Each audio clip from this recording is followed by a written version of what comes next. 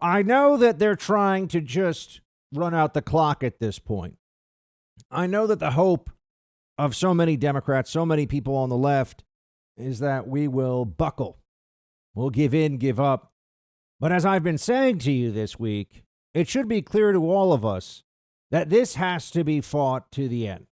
We have to continue to push because we need to know that what we're seeing with these results, that the end status of all this is the best that we could possibly do under the circumstances. Now, what do I mean by that?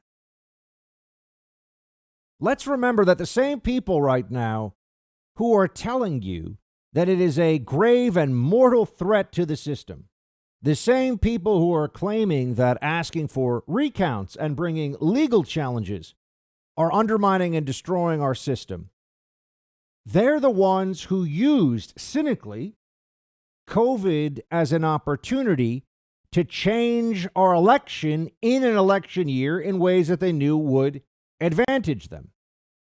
Democrats understood that election fraud is traditionally their thing. It's an area where they excel. And so if they remove the protections, if they remove the procedural hurdles to fraud, to irregularities, it would help them. That was why they were so set on it, right? That was why they believed so strongly in the need to protect everybody from the danger of in-person voting.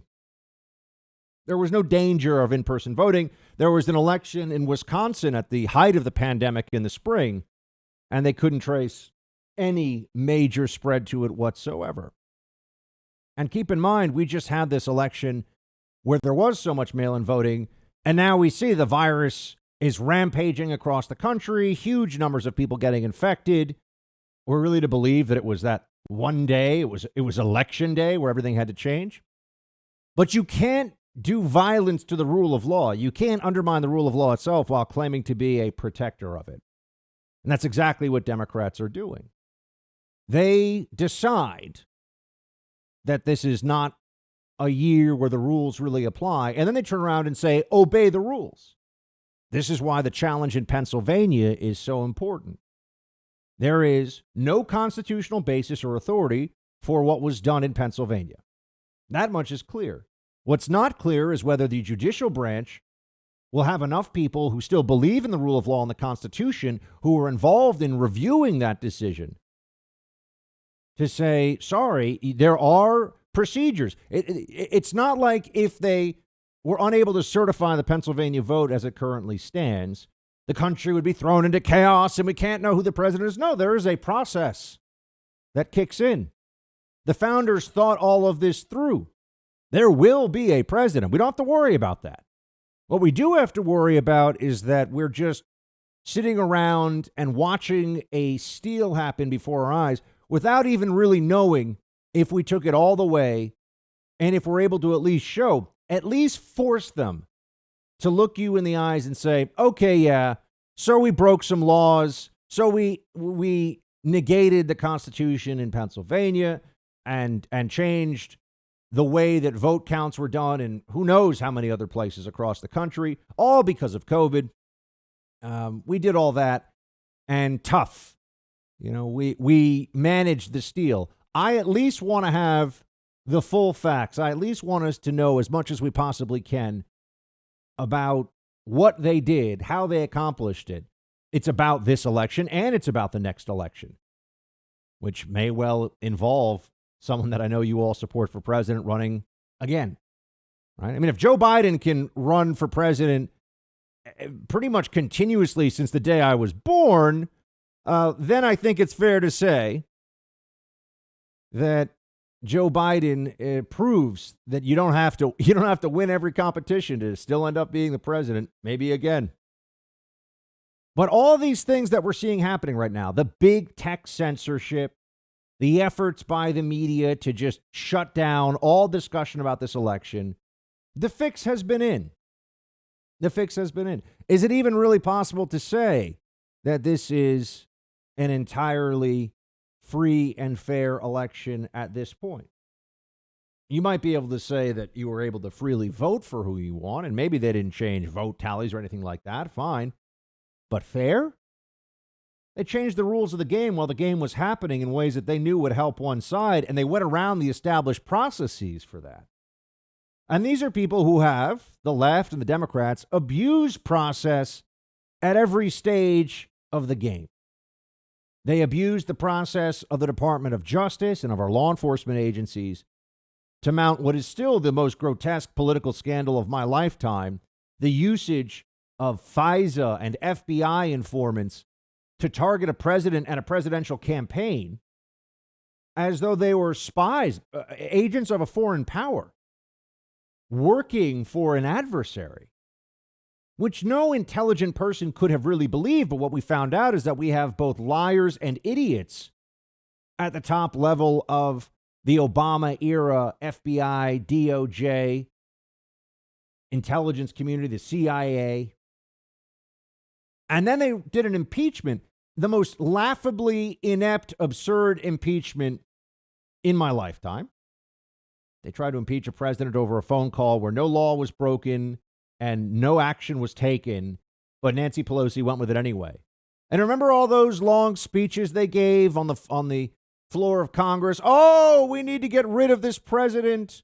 It's about the Constitution. You know, they all started crying like Cory Booker, you know, whenever he speaks about the Constitution. It's about the Constitution. You have to get rid of this president because the Constitution. No, that's not true. That's not what is happening. It wasn't a real review, a real recitation of the facts in that instance. But now here we are. We're being told, oh, it's all a sacred process, you see. When it advantages them, when they think it's on their side, it's obey the rules. When the rules are in their way, they change them. And they look at us and say, what are you going to do about it? So that's really the question we're answering right now. It definitely seems to all of us that this election was not on the up and up, that there were irregularities. That is already proven. And there's certainly a ton of evidence, because that's what a sworn affidavit is, of fraud and fraudulent behaviors. They certainly opened the doors as wide as they possibly could to fraud. And now we're trying to find out what really happened, and they don't want that to occur. They're already saying, you must call him President-elect Biden. Well, no, they actually got ahead of the process with that. The Electoral College has not, man. We don't have to call him. I don't care what CNN says. We don't have to call him President-elect Biden. Once the Electoral College meets, once those votes are cast, once the Congress certifies, yeah, then we've got a president-elect, and he's getting sworn in. That's how it happens. It's not because they say so.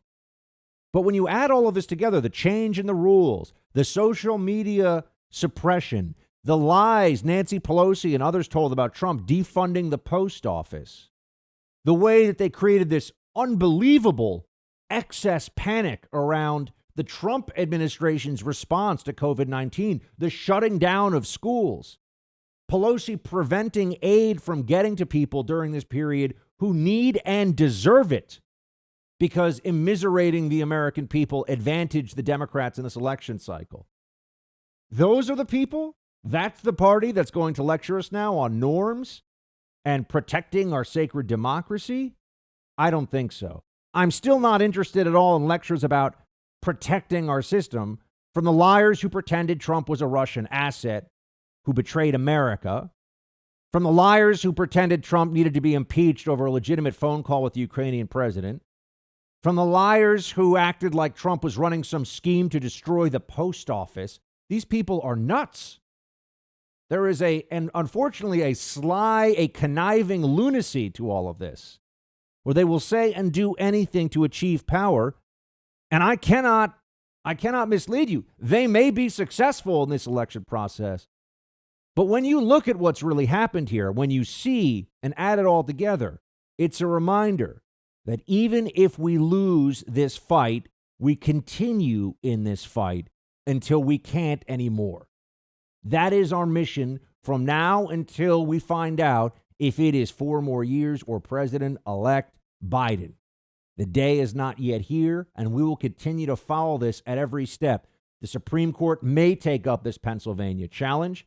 All it takes is one lawsuit in one of these states to finally break through the wall of this absurd election, and everything else feels like it will start to fall into place after that. We'll see, but we fight either way. Hey, Team Buck, thank you so much for watching The First on YouTube. If you like this video, please click that little thumbs up button so then it will log as liked. And also, if you want to see more great content from The First, please click subscribe.